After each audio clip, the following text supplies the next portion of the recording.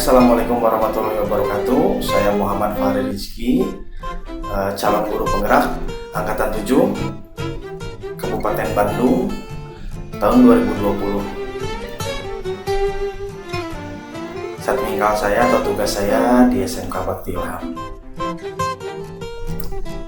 Pada kesempatan kali ini saya akan menyimpulkan pemikiran dari Ki Hajar Dewantara.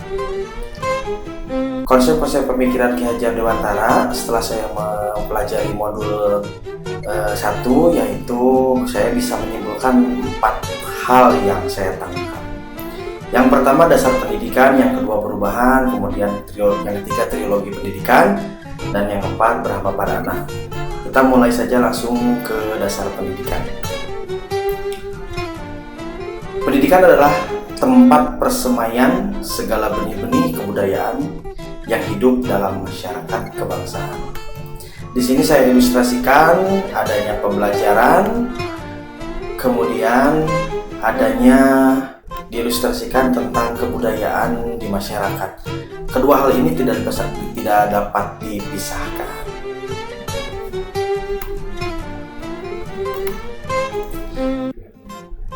Untuk pembelajaran sendiri di SMK Bakti Ilham, kebetulan saya mengajarkan teknik otomotif, jadi saya tampilkan untuk pembelajarannya praktik.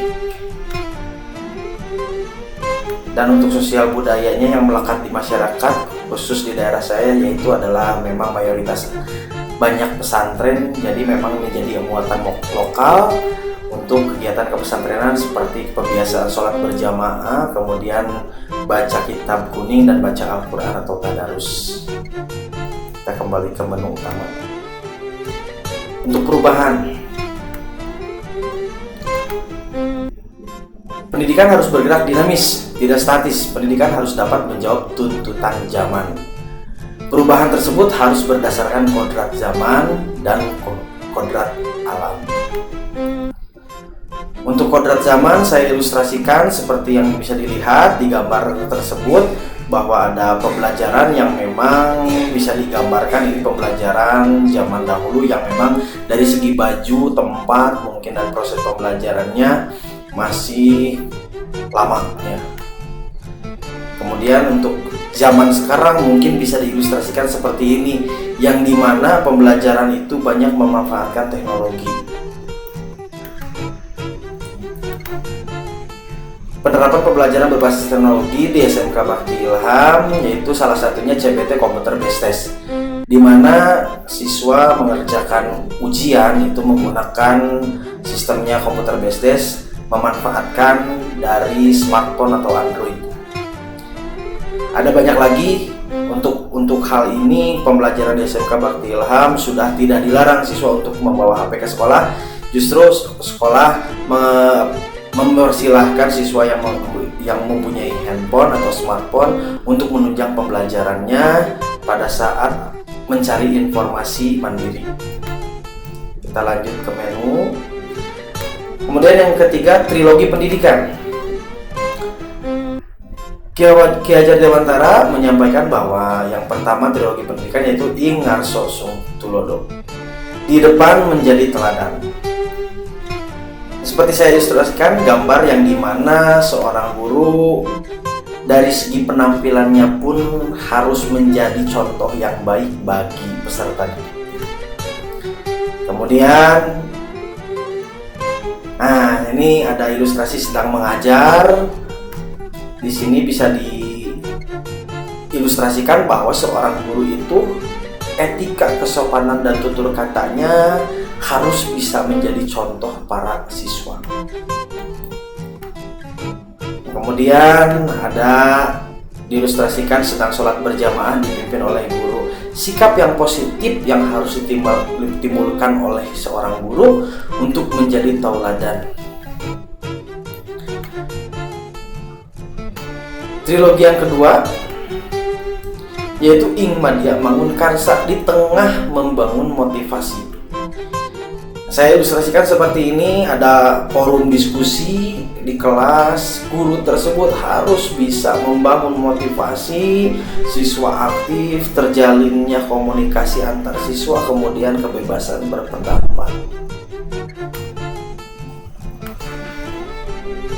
Trilogi yang terakhir, yang ketiga, yaitu Tuturi Handayani di belakang memberi dorongan. Mungkin semuanya bisa melihat bahwa di sini saya ilustrasikan tentang pelatih bola. Analogi pelatih bola seperti pelatih yang selalu memberikan semangat dan arahannya di lapangan agar tujuan dari seluruh tim tercapai. Jadi seorang guru itu harus bisa mendorong semua peserta didiknya, menyemangati, memberikan dorongan, apalagi ketika peserta didik motivasi belajarnya berkurang. Kembali ke menu utama. Yang terakhir, berhamba pada anak.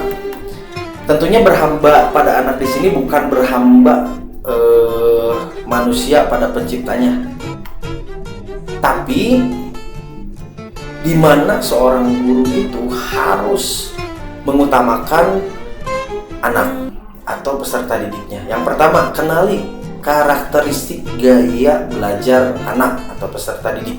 Yang pertama, ada anak yang memang gaya belajarnya itu di visual, jadi tertarik akan gambar, ya, warna, akan mereka semangatnya akan lebih timbul. Ada juga yang auditorial, ada yang memang mereka itu lebih senang mendengar.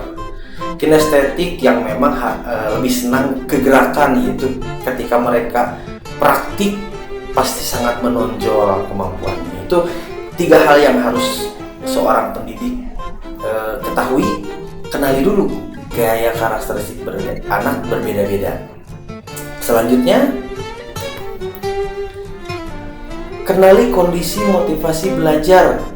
Nah, saya ilustrasikan ada seorang anak yang memang motivasi belajar sudah berkurang atau menurun.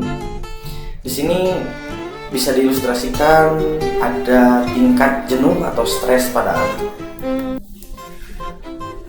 Kemudian disinilah seorang pendidik atau guru harus bisa melakukan kegiatan menyenangkan untuk relaksasi, ya, seperti melakukan ice breaking atau permainan-permainan yang menyegarkan, yang mengembalikan motivasi belajar peserta didik. Yang diharapkan keaktifan peserta didik atau motivasi belajarnya muncul kembali dan bisa menjalani pembelajaran dengan baik. Selanjutnya, berikan kesempatan yang sama pada setiap anak. Saya ilustrasikan untuk pembelajaran praktik, setiap siswa diberikan haknya untuk mencoba, dan sama untuk keselamatan, semua siswa harus menerapkan K3 atau keselamatan kesehatan kerja. Ini juga sama, giliran untuk praktik, jadi semua kesempatannya sama, tidak dibeda-bedakan. Kembali ke menu utama. Kita lanjut ke intisari pemikiran KHD. Intisari konsep pemikiran Ki Hajar Dewantara. Pendidikan adalah tuntunan yang diberikan agar setiap manusia dapat hidup sosial bermasyarakat. Tuntunan yang diberikan harus menyesuaikan kodrat alam dan kodrat zaman, serta berhamba pada anak. Dalam kata lain, bahwa seorang pendidik harus mementingkan murid, karena pembelajaran itu sendiri milik murid, bukan milik guru. Ini menjadi sebuah tantangan bagi guru untuk menciptakan pembelajaran diferensiasi, pembelajaran yang dapat mengakomodir berbagai karakteristik gaya belajar anak.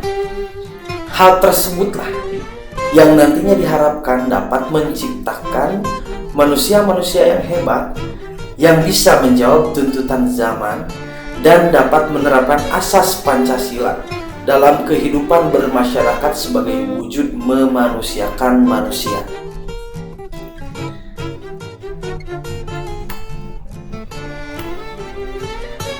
Kalau hidup, sekedar hidup, babi hutan juga hidup. Kalau bekerja, sekedar bekerja, kera juga bekerja. Buya Hamka. Mungkin di sini bisa kita simpulkan bahwa kita bisa menjadi siapapun, bisa menjadi seorang guru kalau sekedar seorang guru. Semua orang atau semua guru bisa mengajar kalau hanya sekedar mengajar.